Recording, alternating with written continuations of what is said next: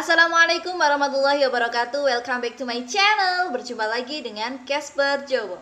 Di video kali ini saya akan menceritakan sedikit dakwah Nabi Muhammad atau dakwah Nabi Muhammad dalam menyiarkan agama Islam. Tapi sebelum itu, bagi yang belum follow IG-nya Casper Jowo, jangan lupa di follow ya. Dan bagi yang belum subscribe, klik tombol merah yang ada di bawah. Sekarang juga saya tunggu. 1, 2, 3, 4, 5.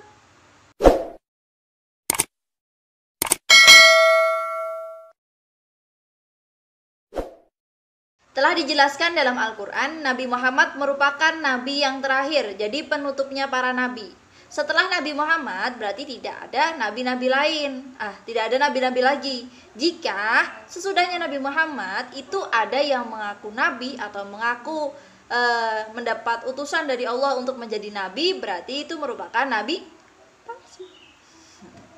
Nah, sekarang kita akan membahas kapankah pertama kali Rasulullah atau Nabi Muhammad diangkat menjadi rasul, bagaimanakah peristiwanya, serta bagaimanakah dakwah Nabi Muhammad kepada umat Islam pertama kali, bagaimanakah cara dakwah Nabi Muhammad. Semua itu akan dibahas dalam video ini. Simak terus videonya.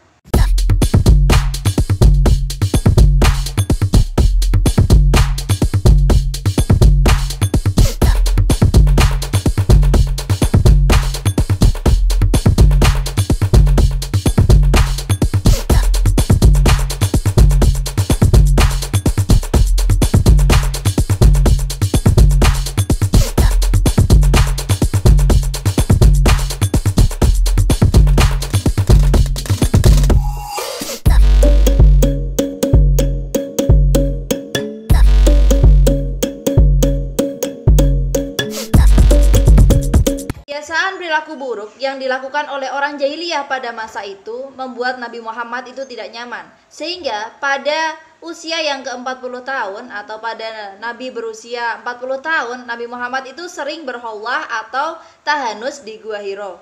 Nah, ketika Nabi Muhammad bertahanus di Gua Hiro, di situ Nabi Muhammad itu merenung. Tiba-tiba datang seorang yang besar menggunakan jubah putih. Nah, di situ ialah malaikat Jibril. Dia datang kepada Nabi Muhammad untuk menyampaikan wahyu yang pertama kali, yaitu surat Al-Alaq 1-5. Nah, dari kejadian situ pasti otomatis Nabi Muhammad kan kaget ya. Kaget, kemudian keringat dingin. Sesudah itu Nabi Muhammad pulang. Nabi Muhammad pulang menemui istrinya, yaitu Khadijah. Di situ Khadijah diceritain semua kejadian yang dialami oleh Nabi Muhammad. Kemudian Nabi Muhammad itu memerintahkan Khadijah untuk menyeliputinya. Tanpa menjawab atau tanpa bertanya lagi, Khadijah langsung menyelimuti Nabi Muhammad. Setelah mendapatkan cerita atau setelah mendapatkan semua cerita dari Nabi Muhammad, apa yang telah ia alami, kemudian Khadijah mengkhawatirkan hal tersebut. Kemudian Khadijah pergi ke pamannya yang bernama Waraqah bin Naufal bin As'ad bin Abdul Uzza. Siti Khadijah menceritakan semua kejadian yang dialami oleh Nabi kepada Waraqah atau pamannya.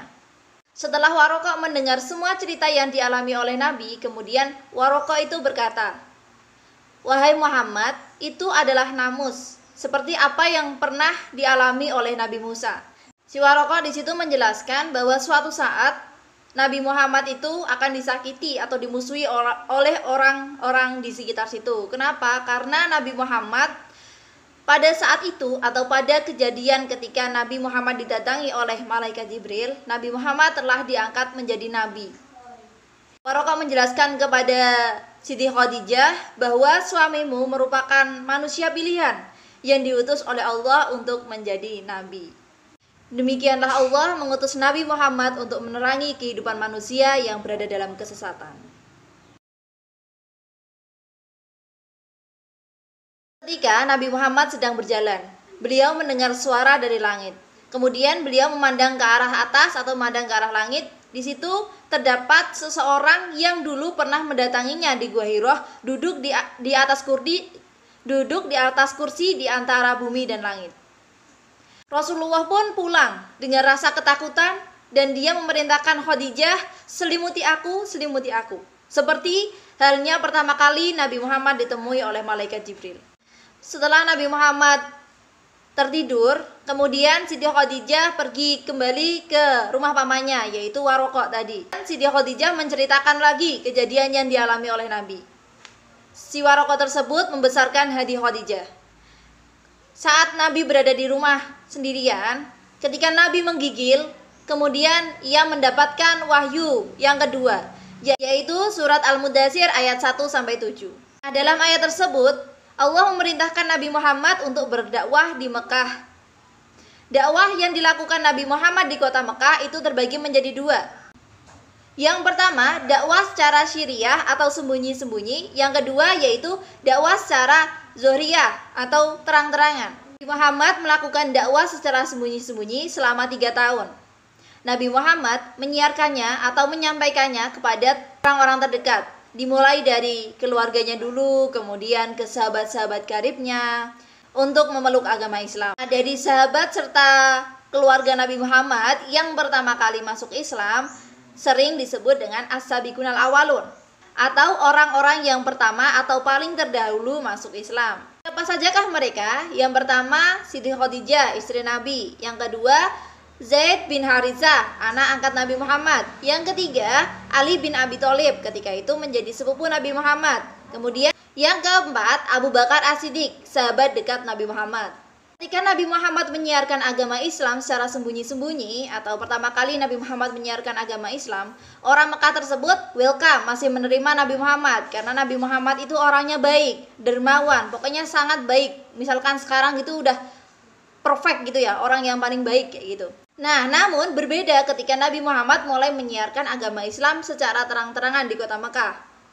Banyak kalangan atau banyak kaum kafir Quraisy yang mulai menentang Nabi, bahkan berusaha untuk menyelakai ataupun bahkan berusaha untuk membunuh Nabi Muhammad SAW.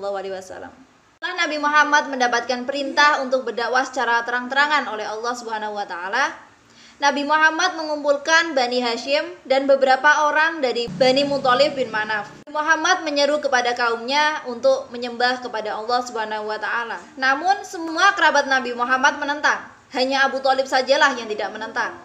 Tetapi Abu Thalib tidak masuk Islam.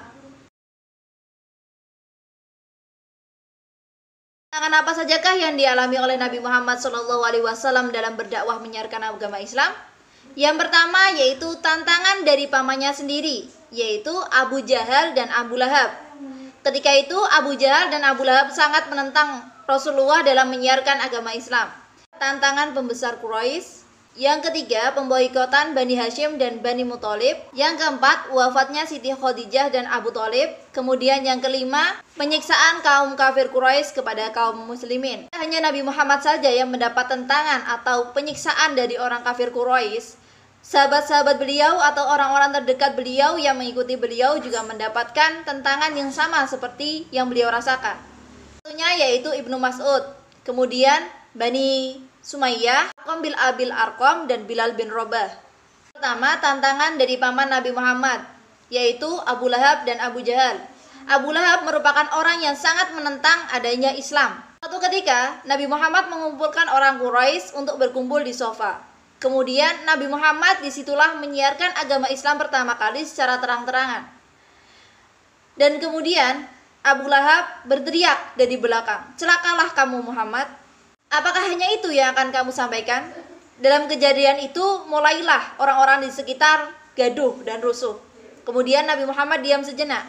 Nah, dalam diam Nabi Muhammad tersebut turunlah wahyu atau turunlah surat Al-Qur'an ayat 1-5 yang menceritakan tentang balasan yang akan diterima oleh Abu Lahab dan istrinya. Karena saat itu Abu Lahab dan istrinya mengompor-ngompori orang Quraisy untuk membenci Nabi. Tidak hanya Abu Lahab saja paman Nabi Muhammad yang menentang dakwah Nabi Muhammad dalam menyebarkan agama Islam. Abu Jahal juga merupakan paman yang sangat membenci Nabi Muhammad dan sangat menentang ketika Nabi Muhammad menyiarkan agama Islam. Hingga suatu ketika Abu Jahal pernah berencana untuk membunuh Nabi Muhammad ketika Nabi Muhammad sholat di Ka'bah. Abu Jahal merencanakan suatu siasat bersama kawan-kawannya untuk membunuh Nabi dengan melempari batu ke kepala Nabi. Namun ketika Abu Jahal sudah berada di belakang Nabi, tiba-tiba tangan yang akan digunakan untuk melempari batu di kepala Nabi menjadi kaku dan tidak bisa bergerak. Itu merupakan salah satu kebesaran Allah ya. Mana mungkin Habibullah atau kekasih Allah seorang Nabi Muhammad akan dibunuh begitu aja oleh orang yang membencinya. Pasti Allah akan melindunginya.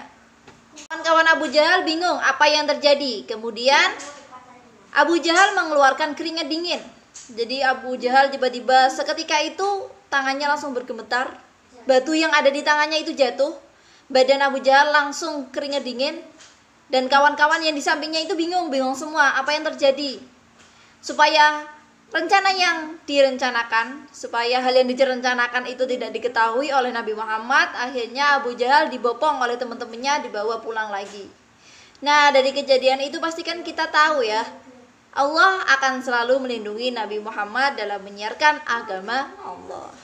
Tadi tantangan terbesarnya yaitu tantangan dari pembesar Quraisy. Jadi ketika itu para pembesar kafir Quraisy tidak mau adanya persamaan derajat antara golongan biasa atau kaum orang biasa dengan kaumnya mereka.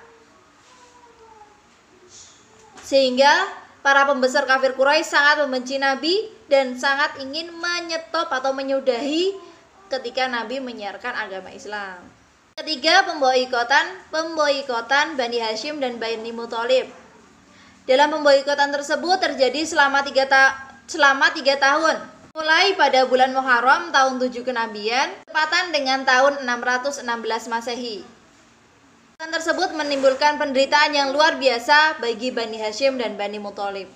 Selain itu, yaitu yang keempat tadi, yaitu wafatnya Siti Khadijah, istri Nabi Muhammad, dan Abu Thalib, paman Nabi Muhammad.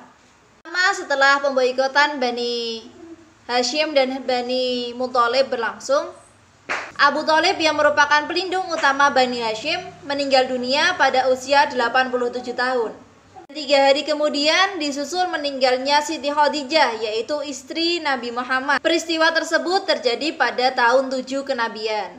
Ya, tahun tersebut sering disebut dengan tahun kesedihan Nabi Muhammad atau sering juga disebut dengan Amul Hus atau tahun kesedihan. Itu merupakan sedikit cerita perjalanan Nabi Muhammad dalam berdakwah atau menyiarkan agama Islam. Bagi yang mau nambahin atau mau komentar, silahkan tulis di kolom komentar ya. Dan jangan lupa kalau komentar tidak boleh menggunakan bahasa yang tidak baik, harus menggunakan bahasa yang baik. Dan jangan lupa like, share, comment, and subscribe. Terima kasih. Jangan lupa di like, subscribe, dan tekan tombol loncengnya.